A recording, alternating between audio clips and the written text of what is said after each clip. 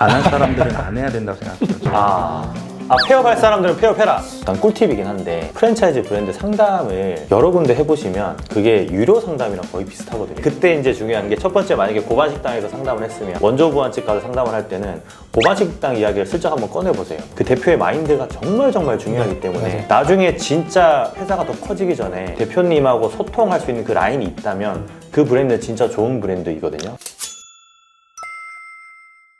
오늘 저희 주제가 조금 세거든요. 네. 장사하면 안 되는 사람, 이런 사람이 장사하면 안 되는 이유. 대표님 먼저 좀 말씀해 주시겠어요? 저는 장사는 일단 열린 마인드여야 되는데 오픈 마인드. 네. 자기 확신이 강하신 분들이 좀 있어요. 고집? 사업을 하시는 분들한테 어느 정도 고집이랑 자기 확신, 추진력 이런 것들은 당연히 필요한데 내가 이거를 만들었고 이거는 누가 봐도 좋은 거야. 사람들이 이거를 알아봐 줘야 돼. 매출이 안 나오는 건 홍보가 안 돼서일 뿐이야 라고 생각하시는 분들이 생각보다 많아요. 제가 오전에 상담하고 오신 분도 저한테 사업 계획서를 들고 오셨어요.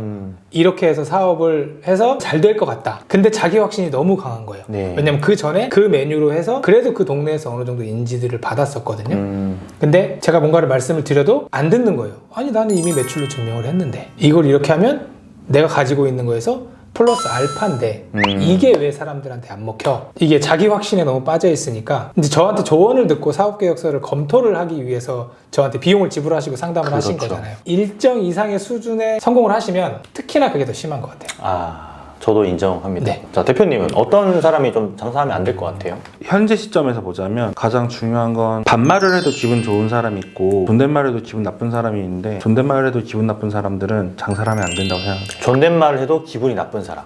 본인이 되게 멋있다고 생각하신다던가 쿨하다, 잘하고 있다. 그러니까 자기 혼자만 자기를 사랑하고 네. 남들한테 사랑받지 못하는 스타일인 분들이 앞으로는 장사를 해서 살아남으시기가 어렵지 않을까. 그러니까 예전에는 사실 어느 정도의 경기가 있고 물가가 어느 정도 있을 때는 아무리 경기가 힘들다 해도 사람들이 밥을 사 먹고 접근을 해왔기 때문에 그렇게 저렇게 하시는 분들도 채용을 하고 인력을 근속시키고 했지만 지금은 확실하게 인간적 매력이 없는 사장님 있는 가게는 채용을 유지하거나 신규로 채용을 해내거나 손님들한테 그 키오스크나 배달로 파는 거 이상의 가치를 부여해서 매장에서 매출을 만들어내고 올라가는 원가에 대비해서 더 높은 가치를 부여해서 가격을 팔 수 있는 사람은 무조건 호감형인 사람이기 때문에 호감형인 이미지를 구축하지 못하는 분들은 오프라인 매장에서는 정말 힘들어질 것 같아서 저는 이제 그런 분들이 하면 안 된다라기보다는 살아남기 힘든 외식업 오프라인 사업 형성이 되고 있는 것 같아요. 근데 진짜 세다 이거는. 네. 존댓말을 해도 기분이 나쁘게 들리는 사람은 뭘 해도 안 되는 사람일 수 있겠네. 대부분 이제 그런 분들이 조직 생활에 적응을 잘 못하셔서 나와서 독자적인 행보를 하기 위해 창업을 하시는 분들도 많은데 나와서도 결국은 똑같은 문제에 부딪혀서 똑같은 실패를 반복하게 될 확률이 예전보다 더 훨씬 더 높아진 거죠. 배 대표님도 같이 얘기하시지만 음식이 차지하는 비율은 이 정도? 나머지 그 위에 가치를 형성하는 한 70%. 사실은 그 인간적인 부분이랑 매장의 무드인데 그거를 메이킹할 수 없는 사람들은 오프라인에서 이제 살아남기 어려워지지 않을까. 그러니까 손님만 상대하는 게 아니라 직원도 이제는 상대를 해야 되는 입장이기도 그쵸. 하고 음식의 맛도 중요하지만 그 외의 것들에 신경 써야 될 게 좀 많다 보니까 일단 호감형인지 아니면 호감형이 아닌지 스스로 좀 되돌아보는 그런 시간을 좀 가진 것도 좋겠네요. 저도 최근에 이제 메일을 받는 것 중에 많이 받는 게 직장을 다니고 있어요. 근데 직장이 미래가 없는 거예요. 그래서 수중에 모아놓은 돈이 한 5천만 원에서 1억 정도 있어요. 이걸로 이제 장사를 하려고 하는 거예요. 근데 이런 분들은 선택할 수 있는 게 없어서 장사를 선택을 하시는 거다 보니까 일단 열정은 없어요. 잘 되는 브랜드를 일단 찾아보는 게 첫 번째고, 왜냐면 경험치가 안 되다 보니까 이제 유튜브에 많이 나오는 그런 브랜드를 선택을 하게 되고, 이런 분들은 저는 조금 더 시간을 두고 하시는 게 좋지 않을까. 저희 세미나 때도 이런 분들이 몇몇 오셔서 뭐 엄청 광고 잘하는 그런 브랜드를 선택을 하고 저한테 할까요 말까요. 근데 거기서 제가 뭐 하세요 마세요 라고 할 수는 없으니까 어떤 식으로 접근을 하면 좋은지에 대해서 말씀을 드렸는데, 이런 분들은 저는 당장에 창업을 하면 안 된다. 다들 너무 급하신 것 같아요. 맞아요. 좋은 선택지가 없을 경우에는 좋은 선택지가 올 수 있는 환경까지는 참고 기다리거나 좋은 선택지가 올 수밖에 없는 나 자신을 먼저 만들어 놓고 선택지를 넓혀야 되는데, 주어진 거 내에서 최악의 선택을 자꾸 반복한다거나 현재 내 수준은 이만큼인데 자꾸 먼 위에 있는 하이레벨만 보면서 왜 나한테는 이게 없지? 하면서 남탓만 한다거나 그러시면서 시간을 보내시고 혹은 잘못된 선택하시는 분들이 많아서 상담을 하거나 하면 되게 안타깝고 않고 지금 본인이 내적으로는 준비되어 있는데 사업적인 부분 준비 안 돼 있으면 그걸 도와줄 수 있는 사람들의 도움이 정확한 서류상으로 정리가 되어지고 안전장치가 서로 되어 있다면 지금은 얼마 안 되는 선택지 중에서 좋은 거, 안전한 거면 과감하게 잡아도 된다. 그리고 그걸 잡았을 때 아마 안전하고 정확한 사업이라면 당신한테 큰 소득이 가진 않을 거다. 근데 받아들여야 된다. 그걸 통해서 천천히 기다리면서 시드머니를 만들고 그 다음에는 내가 선택지를 고를 수 있는 환경이 되도록 만들어야 된다.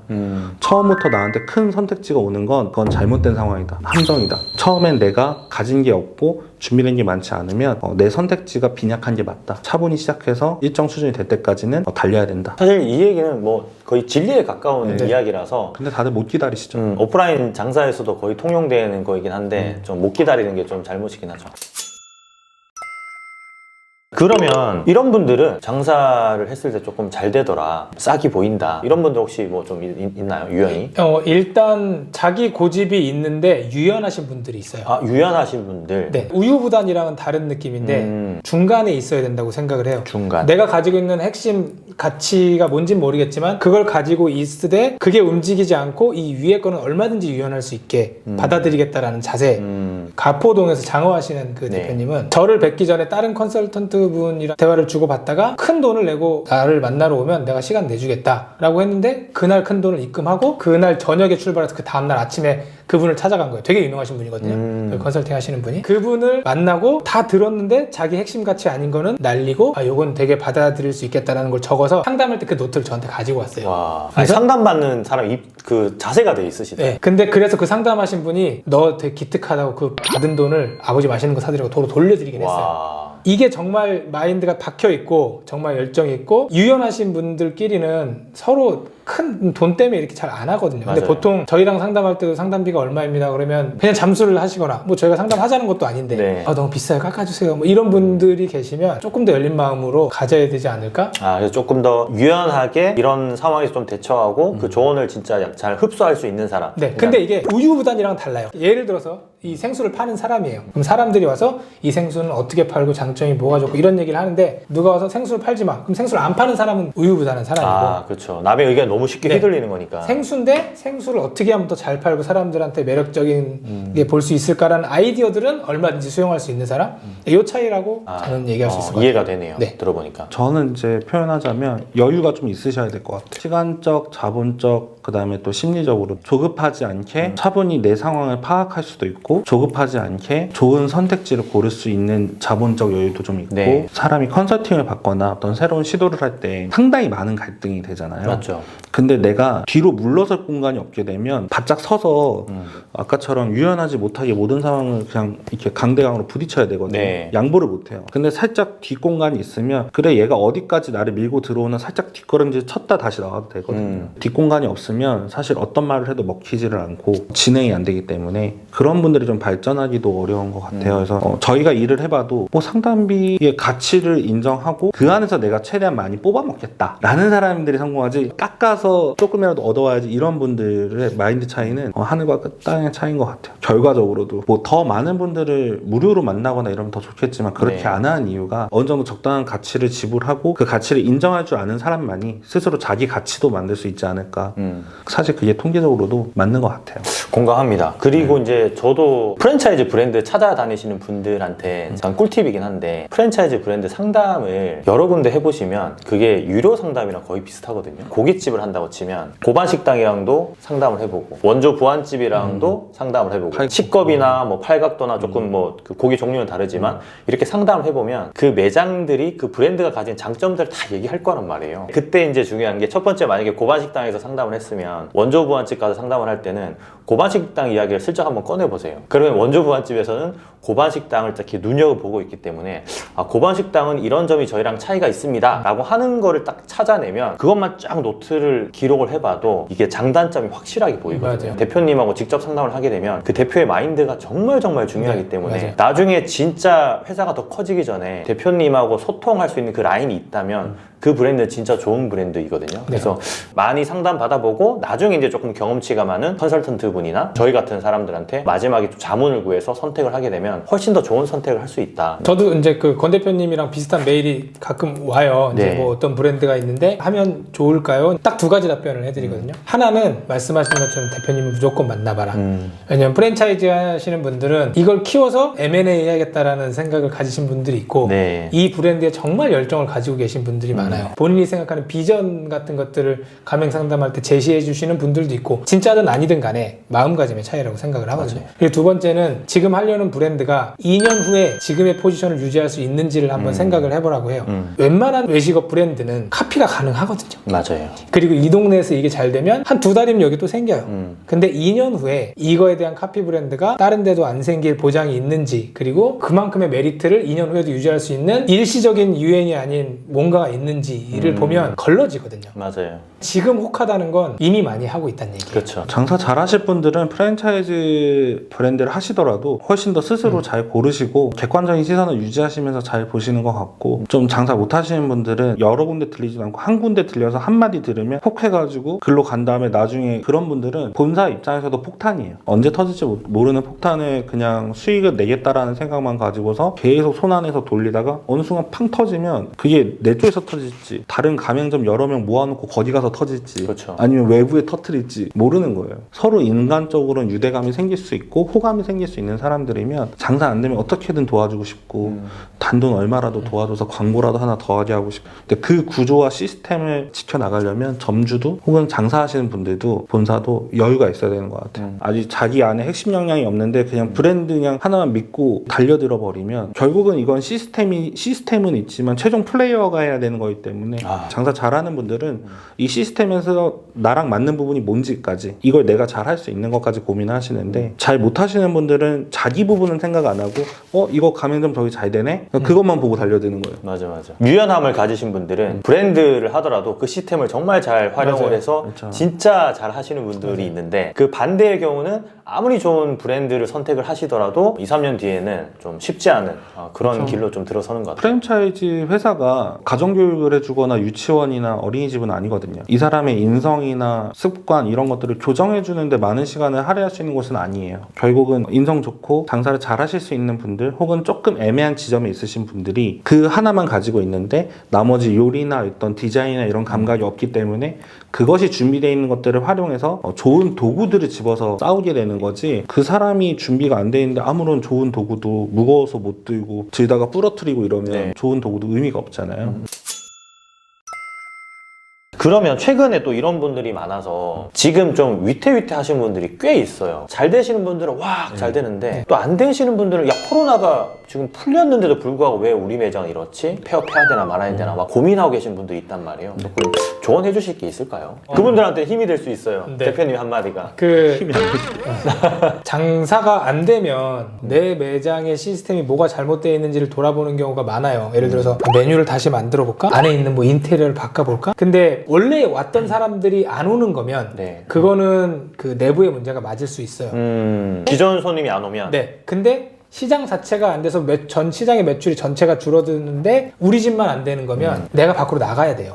전체 파이는 똑같은데 우리 것만 줄어들었다. 네, 그럼 나가서 지나가는 사람들한테 인사를 하든지 그 앞에 청소를 하든지, 야 바빠 죽겠는데 무슨 청소를 해라고 하지만 나가서 그냥 그 앞에 매장 썰고 지나가는 사람들한테 인사하는 거 한 달만 하면 일단 무조건 사람은 와요. 그 다음에 그 사람을 다시 재방문하게 할 수 있는지는 다른 문제긴 하지만 일단은 끌어들여야 돼요. 근데 외부 홍보에 돈 쓴다고 오는 건 아니거든요. 맞아요. 가장 돈 안 들이고 매장에서 TV 볼 시간에 할 수 있는 그런 일이라고 생각을 해요. 저도 이제 그거를 왜 제가 했냐 하면, 그리고 왜 하라고 하냐 하면, 그거 해도 손님이 뭐 물론 들어올 수도 있는데 안 들어올 경우가 가능성이 더 높긴 하거든요. 근데 이제 그걸 하게 되면 자신감이 생겨요. 마인드가 좀 바뀌고. 그래서 이제 그런 걸 좀 해보라고 좀 적어놓은 거기도 하고. 또 대표님도 조언해 주실 게 있을까요? 저는 사실 좋은 얘기는 아닌데 뼈 때리는 이야기인가요? 좋은 얘기 좀 해주세요. 안 할 사람들은 안 해야 된다고 생각해요. 폐업할 사람들은 폐업해라. 채용난 속에서 사람들이 주 5일 일할 사람들 뽑으면서 막 350씩 올리고 막 이런단 말이에요. 주방에. 맞아요. 지금 치킨 튀기는데 350만 올렸는데 지금 안 뽑힌다고. 근데 지금 내가 혼자 주방에 처박혀서 있으면서 한 달에 세금 뭐 다 떼고 해서 내가 지금 300을 못 가져가. 근데 사장으로서의 자존심만 남았어. 그럼 그 상황에서 나아질 수 있는 상황은 뭐가 있는 거죠? 빨리 정리해라. 한 번 쉬어가야 될 타이밍일 수도 있고, 정말 생계가 정말 중요하다면 한 달에 10만 원을 더 벌어야 되는 게 우리 장사하는 사람들이잖아요. 네. 우린 퇴직금이 없잖아요. 맞습니다. 누군가는 밑에서 일하고 누군가는 위에서 일을 해야 돼요. 근데 모두가 지금 다 대가리 하겠다고 나와 있으니까 이 정리가 안 되는 거거든요. 일할 사람들은 일하고, 경영할 사람은 경영하고, 운영할 사람들은 운영하고, 사업할 사람은 사업해야 되는데 모두가 지금 다 어떻게 다 돈을 많이 벌겠어요. 우리가 사실 유튜브도 하고 컨설팅도 하고 있지만 이걸 본다고 해서 누가 어떻게 다 100% 돈 버는 건 아니잖아요. 그렇죠. 이걸 활용할 수 있는 사람들은 활용하고. 최근에 잘 나가는 매장들이 너무 힘들어하는 게 사람이 없다는 거예요. 그러다 보니까 진짜 제대로 된 사람이 들어오면 그 사람한테 기술 전수든 뭐든 다 해줘요. 다 해줄 해줘요. 수 있을 준비가 다 돼 다 있는데 해줘요. 그거를 사람들은 잘 모르고 사장이 하고 싶고 내 가게를 운영하고 싶다 보니까 그런 것들이 안 보이는 거죠. 네. 한번 과감하게 생각해 보셔야 될 부분은, 뭐 단기 알바 1당으로라도 남의 가게 가서 한번 해보세요. 그러면 머리가 시원해지실 거예요. 고민 하나도 안 하고 그냥 나가서 내가 평상시에 신경 쓰던 거에 한 3분의 1만 해도 사람들이 저한테 와, 너 진짜 잘한다. 그렇죠. 야, 너 진짜 우리가 오래 나왔으면 좋겠어 하면서 막. 매장을 또 운영해 본 사람이니까. 그렇죠. 그러다가 한 달 지나면 막 월급 올려줄 테니까 나가지 말라고 그러고. 근데 자꾸 혼자 나와서 호로단신 부딪히다 보면 그 시간이 너무 아까워요. 전 지금 혼자서 막 3평, 4평짜리 가게에서 지금 배달하면서 지쳐있는 분들 보면, 특히 젊은 분들은 더 안타까워요. 지금 너무 예쁠 나이잖아요. 맞아요. 밝고 에너지 있을 나이인데 그걸 사람들 앞에 안 보여주고 자꾸 혼자 뒤에 숨어서. 요즘 유튜브에도 많이 나오더라. 또 한편으로 보면은 이게 목표 없는 달리기를 하고 있는 걸 수도 있거든요. 지금 모르지만 1, 2년 뒤에 보면 자존심 생각 안 하고 꾸준히 일해서 사회적 보장을 받아서 퇴직금도 받고, 그걸 통해서 마이너스 통장도 뚫고 시드머니도 모아서 퇴직금, 그 다음에 마이너스 통장, 그동안에 모인 적금, 이 세 가지를 통해서 선택지를 넓힌 사람과 1,000만 원, 2,000만 원 가지고 배달 시작해서 남지도 않는데 끙끙거리면서 2년 동안 남 밑에 들어가셔서 끙끙 앓은 사람은 2년 뒤에 그 선택지가 너무 큰 차이가 나기 때문에. 그렇죠. 내가 고를 수 있는 선택지가 네, 좀 많은 거랑 또 네. 적은 거랑 진짜 차이가 많이 나기 때문에 정말 중요한 말씀 해주신 것 같습니다. 좀 이게 듣기 불편하신 얘기가 될 수 있지만, 악플은 따로 보내주세요.